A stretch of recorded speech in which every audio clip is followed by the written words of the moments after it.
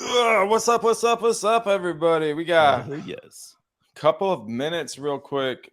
Thought we'd check in with all our homies across the world. Shout out to everybody from Oklahoma City, Australia, and anywhere else you might find yourself right now.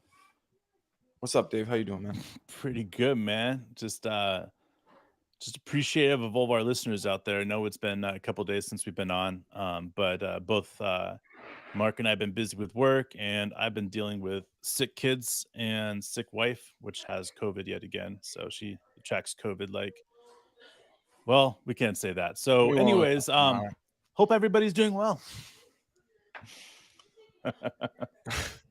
So, the season is rapidly approaching. Whew, so close, man. But we're still trying to recover from FIBA.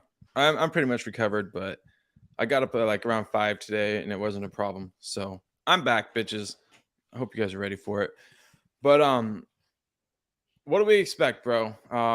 Shea MVP, Western Conference Finals. That's it. I mean, I'll be honest with you, is that I've been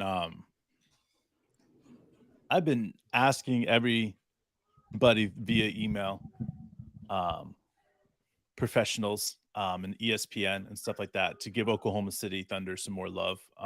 Give us the love, baby. I've been really on this dynamic approach of they're misunderstanding what's going to happen in Oklahoma City this year. And so my very well-written letters steamed towards ESPN of please stop saying that this team and that team is going to be great. And why are we talking about Damian Lillard and the Blazers? They're not going to be relative. I'm sorry. Like, it's just not. So I just get kind of fed up when there's all this other energy that's put towards other teams. So for me, it's on this page of I need other people to realize how serious Oklahoma City Thunder is going to be this year. Because for me, I'm one person. I have a mic. I have a pretty good, awesome following of people that listen to our show.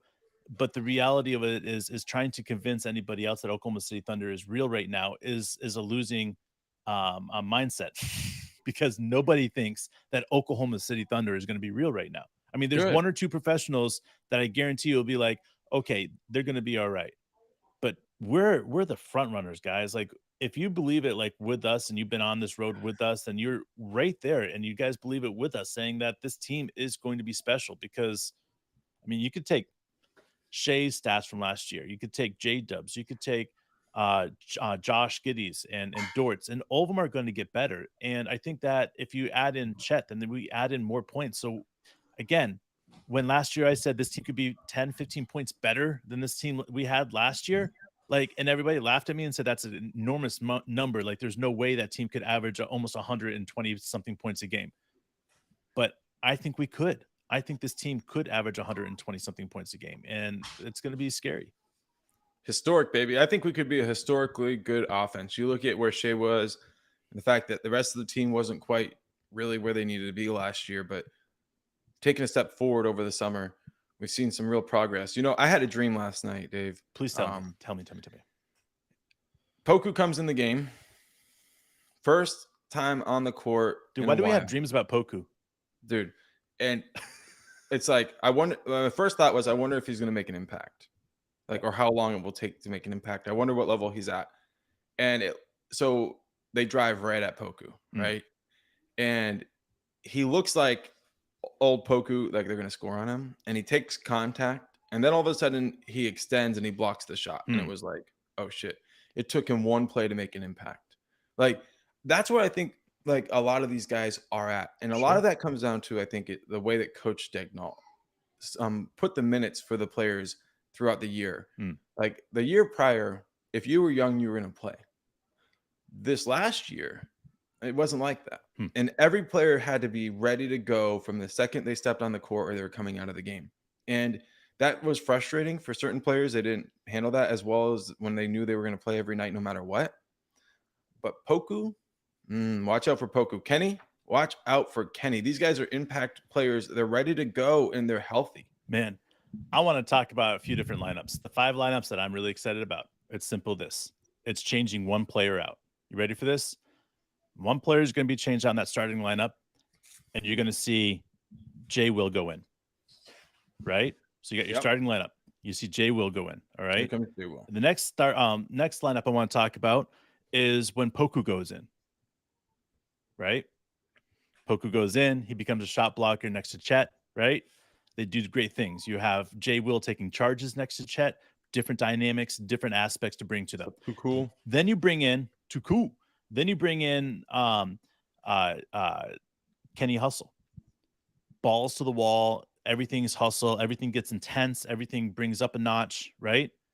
So that's the 3 lineups right there. The 4th lineup I want to talk about is you add, right, our pure shooter, Isaiah Joe out there. Bam. Isaiah. Right? And the last one that's not our starting lineup, like I'm going away from the starting lineup, is adding Mistic out there.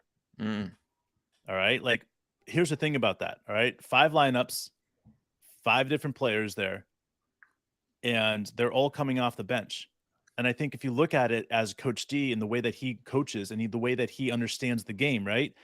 He is going to have these guys come in whenever there's a weakness on the floor, because you have 5 different, totally different personalities, totally different guys, totally different things they bring to the table. You could go and bring up any lineup in the NBA with just those 5 guys, so that now you are only 10 deep through your lineup right now, 11 deep. And I think that's what's so powerful about this, is that we're not even getting into some of these other players that I know are going to be phenomenal out there. But just taking out, let's just say, Dort out of that starting lineup and adding one of those 5 guys to that starting lineup right there, it makes you one of the most deadly offensive teams in the league, and then turning around and making you one of the most deadly defensive teams in the league, because Jay Will's going to get almost 100 charges this next year. You're going to have Poku's going to average probably damn close to 100 or get 150 blocks this next year, if not more, right? Chet's going to do way more than 150 blocks. So like you see just that dynamic right there. And you got Dort that's setting all those records on off the ball screens that he gets those charges called on him or on them. So if you look at the dynamic of just those guys and what they bring to the table, like I would not want to play against Oklahoma City. And then you start understanding of how deep this team is and why we believe that this team could win 50 plus games. I mean, it's quite obvious, man. Like there is no other team in the NBA that's set up like this at all.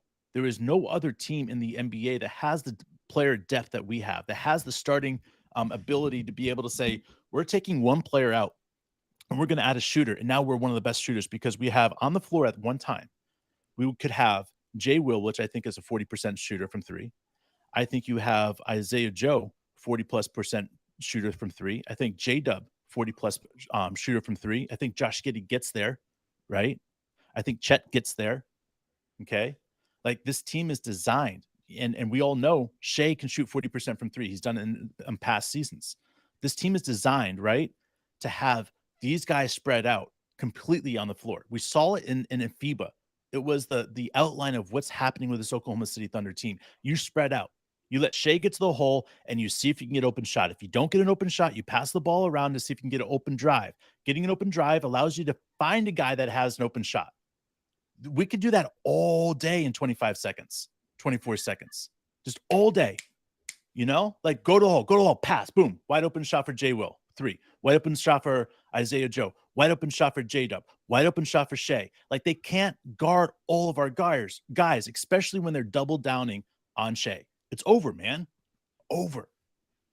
Yeah, if that doesn't tickle your pickle, then get the fuck out of here, guys. So if you guys are like us and you watch FIBA, then you know, like there were a couple of countries that have just like the best style of basketball. Obviously, we're big fans of Australia and Canada for sure. And we think the U.S. has a particularly ugly brand of basketball, or they at least demonstrated it. But I want to just say this, and this is controversial, I have no doubt, but Serbia has the most beautiful brand of basketball in the world. Ooh. And if after watching FIBA, you don't get excited about the idea of having Micic, a Serbian, on our team, then you didn't watch, because holy shit, bro.